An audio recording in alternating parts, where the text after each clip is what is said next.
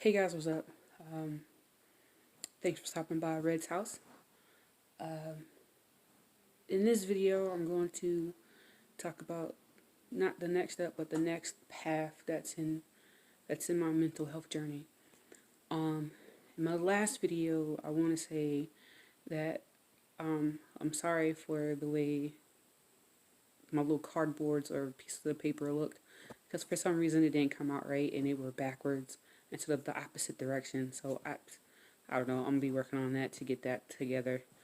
But anywho, in this video, um, it's going to be about my mental health journey and my triggers. This one is going to be about my triggers, mainly my triggers, and anything else I can think of at the present moment because I don't have any cue cards or anything with me right now. So, like I explained in my other video, I have PTSD for MST, which is post-traumatic stress disorder for military sexual trauma. I also have MDD, which is major depressive disorder, which is another part of a depression that's kind of all connected. They're pretty much all connected. They pretty much all have the same symptoms, except for maybe a few things may be different. And mine's is solely based with the military because of the sexual trauma. Now with my triggers, to give you a little backstory, in 2012, 2011, 2012 is when everything started to come to a head again for the second time in my life. This time I guess you could say in a way, my marriage was ending and my ex-husband wasn't doing the things that I needed him to do to make me feel like I was secure. And then on top of that, I was going from job to job, so didn't really have like a real decent job per se. And then I found out, some medical conditions that caused me to blow up like a balloon. So it's just like I have like a domino effect. One domino drop into the next, to the next, to the next, to the next. In the midst of all of that, my whole thing was just to make it look like nothing was really going on with me clearly, but I have to say there was a whole lot going on with me. In the middle of this separation, divorce, whatever you want to call it, I was doing counseling and I was attending groups, and I had tempted to take my life more than once during this particular time frame. So I was considered a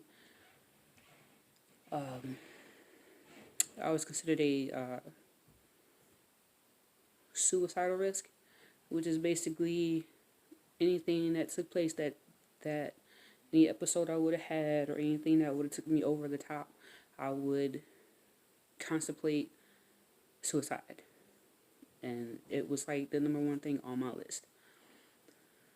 But in the midst of all of that, I got through that, and I got past it a little bit, but I got through it. But in the midst of all that, I figured out what my triggers were.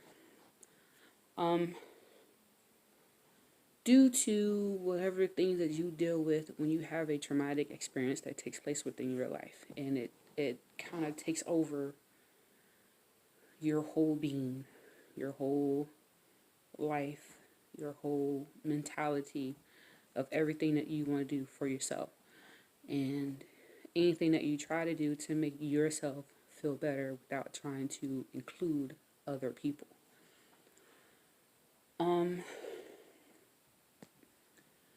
It's hard dealing with your mental illness, your depression, or whatever you want to say it is. It's hard to deal with it. And some people assume that all you have to do is just let it go. and give it to God and just walk away from it and just get over it and you'll be all right. It happened so many years ago. Just let it go. It's not that easy. It really isn't. It's not that easy. It's like telling a soldier who has PTSD from going back and forth over to Iraq, Afghanistan, anywhere over there to fight a war, and this person has been shot at, this person has been stabbed, this person has had bombs blowing up at him, he's been blown up in RVs or whatever the case may be, and all of that is traumatic for any person that has to deal with that.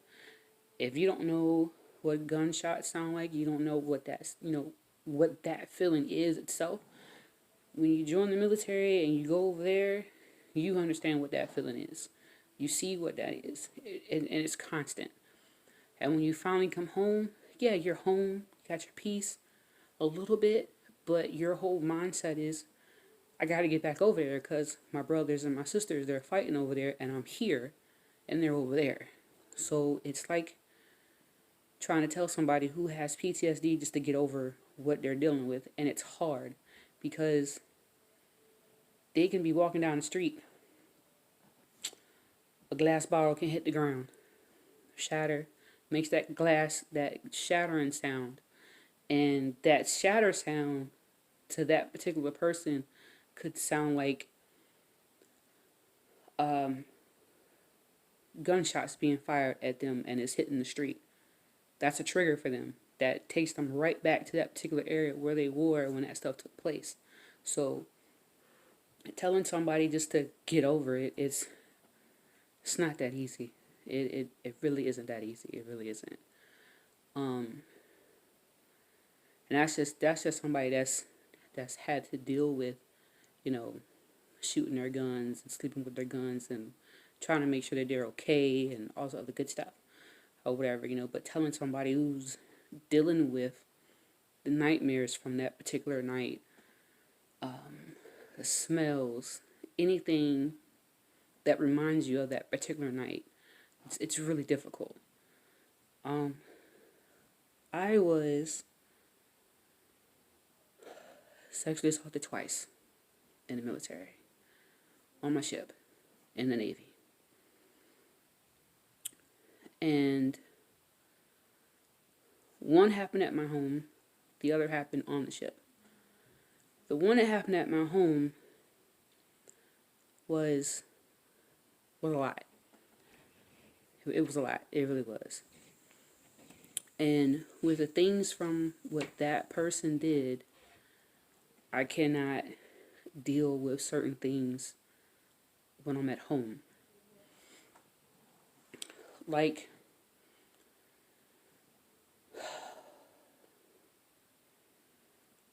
okay, when I'm at home, I have this kitchen. It's not that big. I mean, you've seen the kitchen before. It's not that big. It's only good for one person to actually be in the kitchen at the time, to be doing whatever they're doing. And I'm usually in the kitchen, and I like to be in the kitchen by myself because there's too many people, and it just makes it hard to deal with. But when you're in the kitchen, you're facing the sink, and your back is facing out that way. And for me personally, I can't have anybody behind me, and that's because the person who attacked me in my home attacked me from behind. That's how it started. He was behind me. Basically, he was behind me, and it went from there. So I can't have people directly behind me because it makes me nervous, and it sends me on a whole different, like, oh my God, he's behind me, I gotta move, or whatever. So it's like stick and move. It's what it is. It's kind of what I do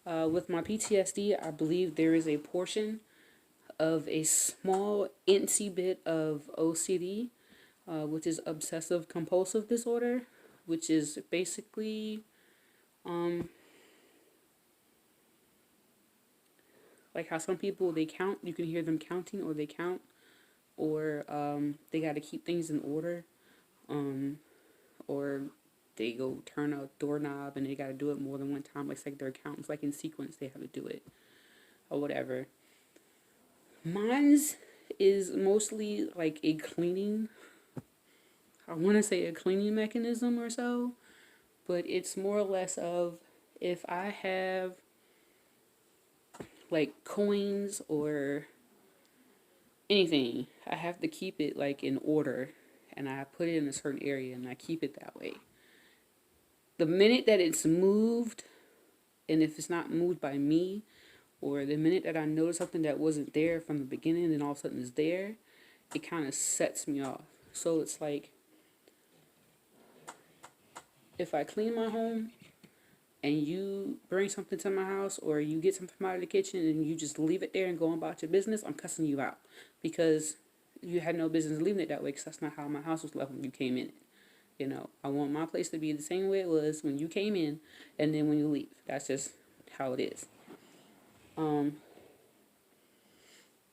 Another thing that sets me off is that I had this one friend, this other friend, this guy I was talking to. And he proceeded to ask me like what was wrong or whatever, because at this particular day I really didn't want to talk to him or whatever, but he just felt like he needed to know what was going on, and I wasn't really trying to talk to him. And so I told him what was up. You know, I'm just trying to deal with some stuff, some personal stuff or whatever. You know, and he's like, well, what is it? And I'm like, okay, look, I'm trying to deal with my mental illness. You know, I had some nightmares a couple things ago, and it's just been occurring every day or whatever for right now. And I'm just trying to deal with it right now. And he was like, oh, okay. So you were raped? And I'm like, yeah. And he's like, oh, okay. And then he said, well, how long ago was that? I was like, 2002 or whatever, you know. And he's like, 2002? He's like, man, it's like 2000. What is this? This was like 2014 or some shit like that. It's like 2014. And he was like, yo, that was in 2002. Yo, that was like some years ago. You need to get over that shit, yo. That shit happened a long time ago. It's in the past. Get over it. You know, stop thinking about it. Stop dwelling on it. Just fucking get over it. And I'm just like, okay. I said, okay. So I literally cussed him out from A to Z, and then from 1 to 10, literally. And then I hung up with him, and I haven't talked to him since then, because everybody says they know what it means, or they know what it feels like to deal with somebody that's dealing with mental illness, or they're struggling with their own demons and their mental illness or whatever. And they're just like, just get over it and you'll be all right. It's not that easy to just get over something that took place. Yes, I know it happened in 2002. Yes, I know I was in the military when that took place. Yes. My whole thing is, as long as I can physically keep working, physically keep moving around, physically got my brain on motion as to whatever I'm doing, and as long as I am moving and not worrying about nothing and not just sitting still, then I'm good. Because like one of my therapists pointed out, I like to avoid stuff, which is true. As long as I'm busy, as long as my mind is busy, and as long as I'm doing something productive every single day, I'm not thinking about what happened in the past. I'm not thinking about what happened to me. I'm not thinking about the person stalking me for 2 years. I'm not thinking about any of the stuff that took place at all whatsoever. There's no nightmares. There's no smells that are coming through. There's no cars that I'm seeing. None of that stuff is happening as long as I'm busy. because then I can avoid the whole thing and not have to worry about it at all whatsoever. But the moment that things come to a halt and things stop and everything becomes quiet,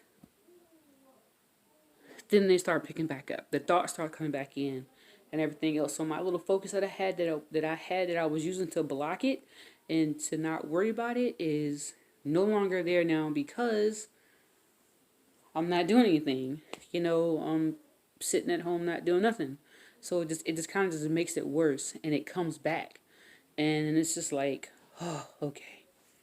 What do I need to do to get rid of this, to keep it calm so I can still be productive throughout my day and still move throughout my day, still do what I need to do throughout my day. And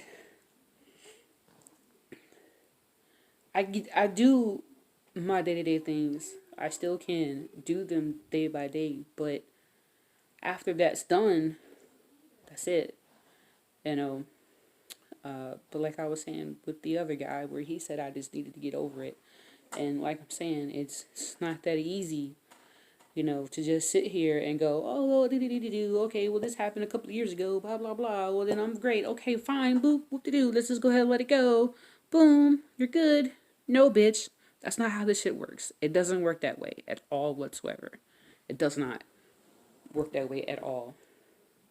The moment I stop being productive, mind stops being productive, everything stops being productive, the thoughts kick in, the darkness kicks in. I call it my darkness, is what I call it.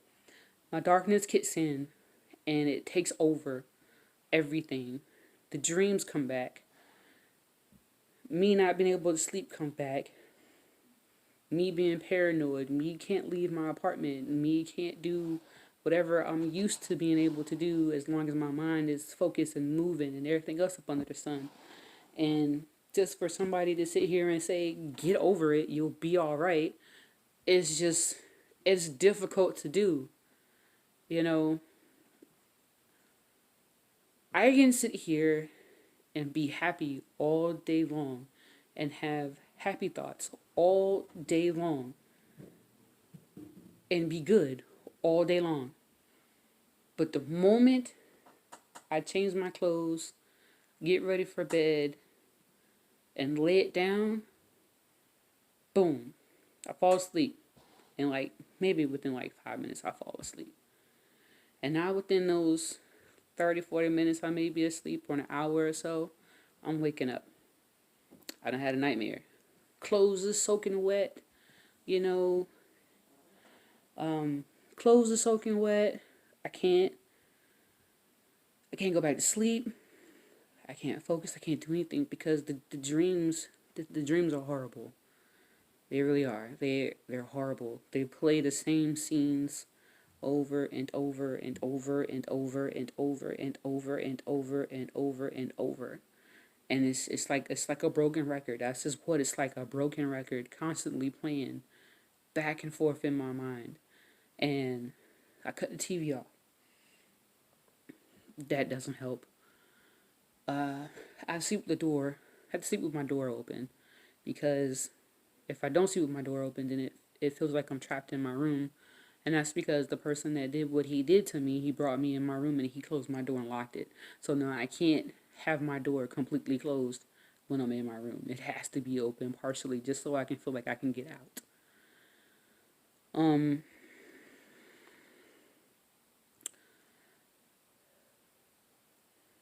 These dreams that I have, it's like they keep me trapped in this situation. And it's hard.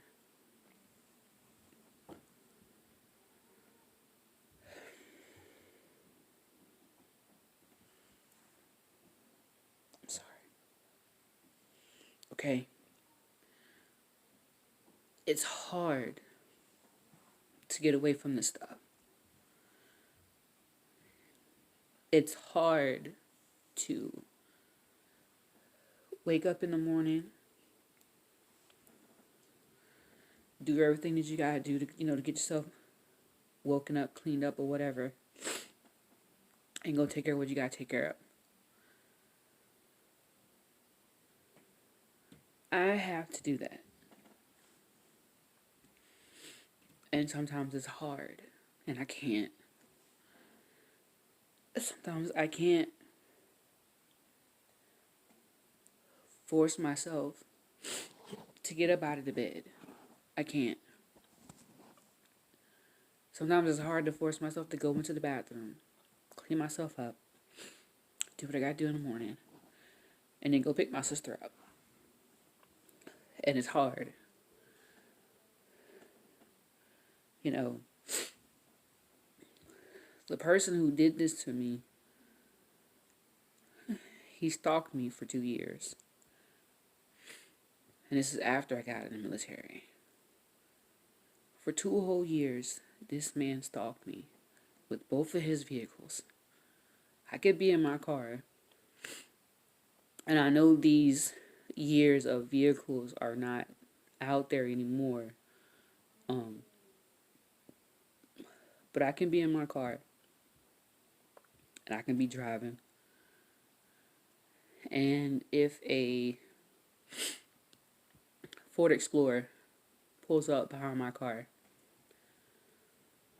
the front end on most of Ford Explorers look the same, except for when you get into like 2012 and 2013 versions. The lights are different. But the other ones, their lights are still square, and they're just in front of the car. But if a Ford Explorer SUV pulls up behind me, I'm already thinking that it's him, and I know he's not where I am, because the last I heard, he was senior chief, petty officer somewhere in another state, clear across the United States. So I know he's not here anymore. I know that. But if I see a 2002 Ford Explorer that's dark cherry red is the coat, with dark tinted windows with 24s on it, and it's got a bass out of here like there's no freaking tomorrow. Or if I happen to see a black Magnum, Dodge Magnum, with dark tinted windows, this charcoal color on the car, or whatever, and the 24-inch rims on it, and the music is blasting or whatever, I'm automatically thinking, oh shit, it's him. He's behind me. Oh my god, I gotta go. So, ducking and dodging through traffic as usual, and the car moves the same way I'm going, but it takes a different turn. So then I'm like, oh gosh, okay, great, I'm saved. That's how I'm thinking, so I'm good. And then I'm okay at that point. But at that present moment, I'm not okay, because I'm thinking I'm going to see him again. And I'm thinking, oh my God, he's going to be down the street at my grandma's house. That's where he was one day when I was at my grandma's house. He was parked down the street, and I could see his truck. And I'm just like, the fuck? And then it just seemed like that when he see me, it was no hiding that he was there. It was, hey, how you doing? Like he would stick his hand out of the window and be like, hey, how you doing? Like, I see you, and I'm just like, yo, oh my God, okay. And it's like and then he would show up at my job when I was working at 7-Eleven at the time. So he would show up there every day. He would be there every day. Be inside the store every day. Just be sitting there waiting for me to get off. And I'm just like, okay. There was even a time where I was at Gosnell Hope Park with some friends or whatever, and he pulled up at the park, and he was there, like, literally not far apart away from where I was, and he was just standing on the car looking at me, and I'm just like, yo, we gotta go. And I mean, it's crazy. I may do a story time on the whole situation, and then again, I may not, because it's, as you can see here now, it's difficult for me to talk about. It really is. And me trying to deal with these triggers, I mean, it's just crazy. You know, describing those two cars, those are triggers for me, just for me driving on the street. You know, if I smell his cologne, which is, I think it's called Clearwater. It's the one that smells like baby powder, but it's a men's cologne, and I think it's made by Hilfiger. If I smell that, then I think it's him. I automatically think it's him, you know, and it's not, you know.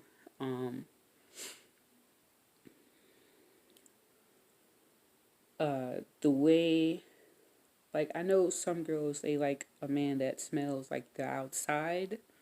I don't know. I don't know. It's just a thing. I'd like it, but he had a certain smell of him being outside, and I would smell that sometimes, and I'd be like, "Holy fuck!" So it's just like now I've got to prepare myself for something else that may be occurring, that may or may not occur, you know, and it's just like, I don't know, it's just trying to be prepared for whatever may or may not happen, and hoping that, you know, God can deliver me from all this, but I know I still have to do the work, and I can give it to God. That's not a problem. I can do that. I've done that. But the thing is, He's not the only one that's working to get rid of it. I've got to do it too. But I don't want to sound like I got excuses and I'm just making excuses or whatever, you know, but this whole process for me alone is just difficult, and I honestly don't think that everybody seems to understand, or the certain people that I deal with or talk to, they understand what I'm going through. So that's why I try not to say anything. I just normally just keep to myself. But some things I do that help me to deal with my triggers. I do a lot of writing. I do a lot of reading. I write my own poems. I've written my own erotica stories or sex stories or whatever. I do puzzles. Puzzles help me a lot. They really do, especially if they are like over 500 pieces. That they really help me. They really do. With the scenic view, those puzzles with the scenic views really help.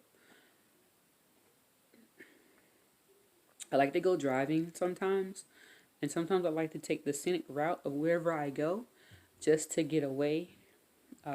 Majority of the time, I know I say that when my brain gets quiet and I get into a quiet place, everything goes haywire, which is true. But if out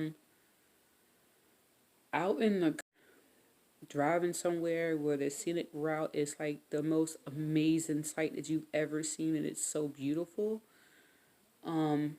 that in a way kind of, I guess you say, it helps a little bit because it takes me away from my thoughts and stuff, and it puts me out there into all this scenic route and stuff, and these beautiful things that you see out there just from taking a drive. I like to go to places by myself, just to hang out by myself. Sometimes I don't like being around people. My family doesn't like that I don't like that, but they don't like it because they like to be around me and they like to make sure I'm okay. And, you know, when they actually find out that I'm doing these videos, you know, on YouTube and talking about my mental health journey, it's going to be like, hey, how you doing? Are you okay? You know, what's you got going on? Hey, come go with me or whatever. So it's going to be like that. And it's expected, you know. And the majority of the time, I'm probably going to end up going or having a conversation or whatever. You know, it's pretty cool when you have somebody checking up on you. It's not cool when you're actually sitting there and you're like crying for help and nobody's even bothering to check up on you.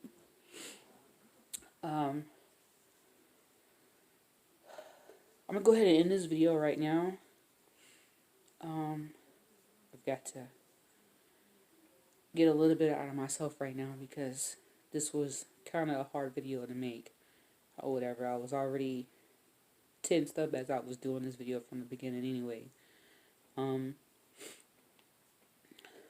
But again, if you have any suggestions or any things that you think that may be good for me to do to help cope with my days or some of my days where I feel like I'm just alone. I can be in a room full of people and I still feel like I'm alone.